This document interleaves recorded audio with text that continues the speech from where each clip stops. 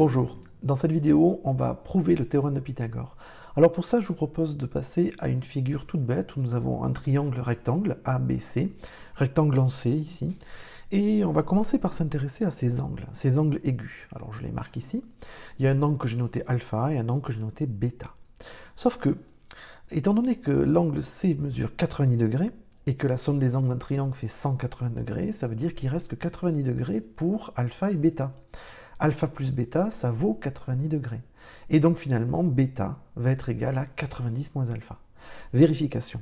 Si je prends bêta, 90 moins alpha, que je rajoute alpha, 90 moins alpha plus alpha, ça fait 90. Et si je rajoute le dernier 90, on obtient bien 180 degrés. Donc, bêta fait 90 moins alpha. Et là, il y a quelque chose qui est intéressant à faire, c'est ceci. On va dupliquer ce triangle, et on va l'amener, vous voyez comme l'angle alpha se déplace, hein, on va l'amener ici. Alors, si je regarde l'angle total ici, cet angle total qui est là, en fait, il fait quoi? Il fait 90 moins alpha plus alpha.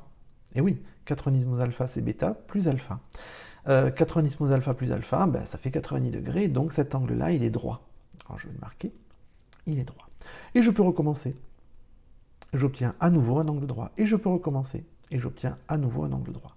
Bref, le polygone qui est là, c'est un quadrilatère, il a 4 angles droits, enfin 3 angles droits, un là et un là, donc c'est un rectangle. De plus, cette longueur-là est égale à celle-là, puisque c'est le même triangle, c'est donc un carré. J'ai donc prouvé que cette chose-là, le grand carré, là, bah, c'était un carré. Et à l'intérieur, on a un petit carré. Alors, on va commencer à s'intéresser aux aires, aux surfaces, puisqu'on remarque que le grand carré est recouvert par des formes qu'on peut facilement étudier, puisqu'il y a le petit carré qui est là, et 4 fois le même triangle. Alors, on va passer à une partie un petit peu plus calculatoire, qui est ici. L'aire du grand carré qui est ici, est égale à l'aire du petit carré, plus 4 fois l'aire du triangle. Bon, d'accord. Alors, ce qui m'intéresse maintenant, c'est de passer aux longueurs. Si je veux calculer des aires, il faut que je connaisse les longueurs. Donc, habituellement, les longueurs, on les pose ainsi, c'est-à-dire que ce côté-là, ce côté que je montre là, on l'appelle petit c, puisqu'il est en face de l'angle de sommet C. De la manière, ce côté-là, on l'appelle petit a, puisqu'il est en face de A, et ce côté-là, on l'appelle petit b, puisqu'il est en face de B. Alors, je vais décocher là. Et donc, j'ai ces 3 longueurs qui sont là, et la longueur qui m'intéresse, en fait, c'est cette longueur-là. Et oui, puisque c'est le côté du petit carré. J'aimerais savoir combien elle mesure. Alors, c'est pas très compliqué à voir, hein, il suffit de voir que c'est cette grande longueur, moins cette longueur-là, que je montre ici. Alors, pour le montrer un peu mieux, on l'a ici. La grande longueur, elle fait B, et la petite longueur, elle fait A. Pourquoi? Parce que ce triangle, c'est le même que celui-là, et ce côté, c'est le même que celui-là. Bref, finalement, la longueur qui m'intéresse, c'est-à-dire la longueur du petit côté, là, c'est grande longueur moins petite longueur. B moins A.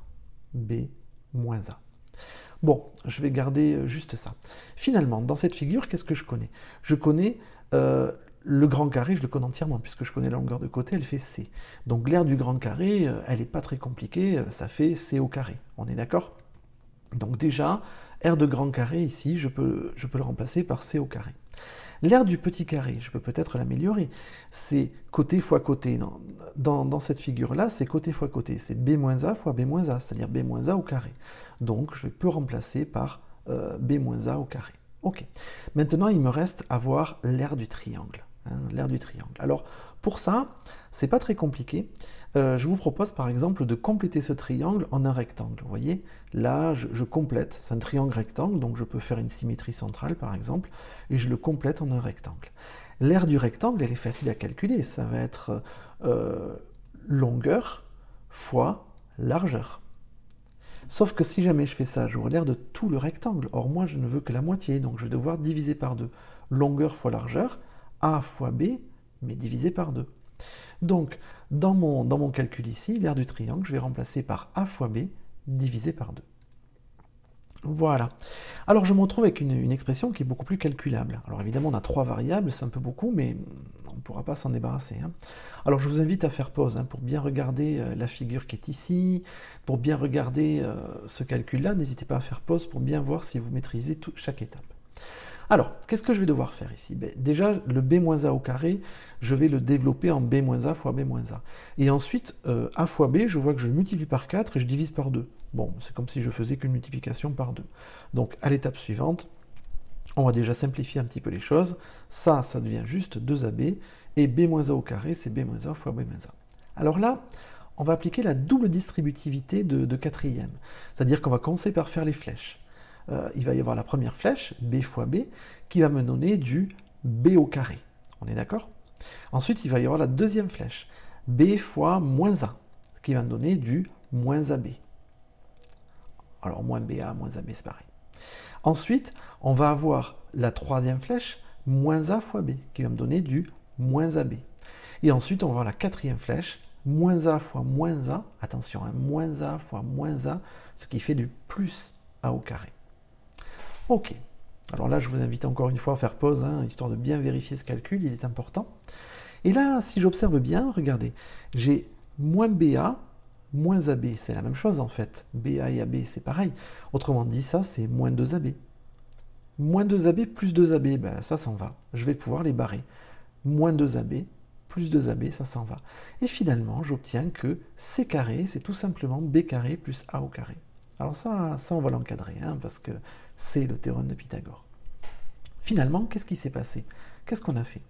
On a démontré que si on avait un triangle rectangle, alors le carré du plus grand côté, C au carré, est égal à la somme des carrés des deux autres côtés.